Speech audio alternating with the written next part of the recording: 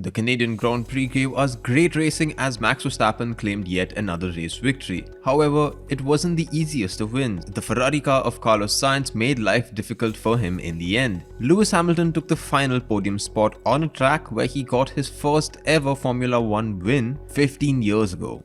This is what the race order looked like. So hello and welcome to Fervent Motorsports, and today we are going to take you through the Canadian Grand Prix. Max Verstappen showed the world once again why he drives a car with the number 1 on it.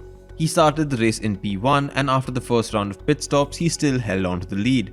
But it was during the final stages of the race where he was under immense pressure from Carlos Sainz. A safety car bunched the whole field together. Carlos Sainz was the fastest car on track. He gets the extra point for just that. He spent the last 15 laps trying to get Max Verstappen to make a mistake, but there were none. Max drove like a champion, and that is why out of the 9 races this season, he has won 6. It was a battle that Max really did seem to enjoy. He described it as proper racing. He said, "The last 15-16 laps were flat out pushing to the limit, and I knew of course that I couldn't make a mistake.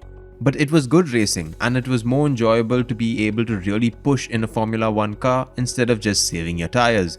It was proper racing, proper pushing. I had my moments where I had a bit of oversteer, then I looked in the mirror and I saw Carlos having the same amount of moments. So it was really on the edge, but that's good to see." Carlos Sainz left it all on track, but he couldn't match Verstappen.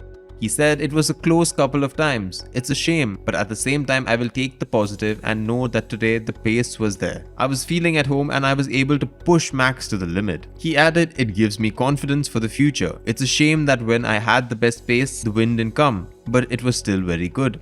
However, all wasn't joyful at Red Bull. Perez was having a great comeback race when his gearbox failed during the 7th lap.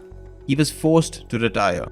This means that Max Verstappen now has a 46-point lead over the second place Perez in the World Championship and a 49-point lead over Charles Leclerc of Ferrari. "A 0 when you're fighting for the championship is very costly," said Perez, "but it's still a very long championship and today hurt a lot, so I just want to forget about today." Perez added that reliability is always something to look out for when you're fighting for the championship. "We need to keep on top of these things. The gearbox was at the end of its life. We just have to keep on top of these things because reliability is very painful, and having a 0 for the championship is also very painful." Charles Leclerc started the race in 19th after taking a grid penalty for new parts in his engine, but he managed to have a great race and he finished in 5th place after fighting from the back of the grid. It was the return to the podium for Lewis Hamilton. He had a great race right from the start and put pressure on Fernando Alonso to grab that 3rd spot. The Mercedes car looked to be quicker in this race than the previous weeks, and it could be a sign of good things to come. At least that is what Lewis Hamilton feels like.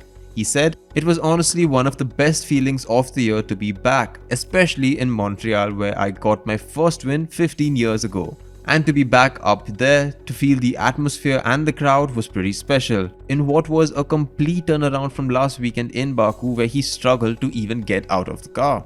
His teammate George Russell made up a couple of places to finish in P4. He keeps his streak of finishing in the top 5 for all races this season. It was bad luck for Alonso, who started the race in P2 after a strong qualifying in the wet. But he waited out on his tires for a bit too long and he fell down the order once he pitted.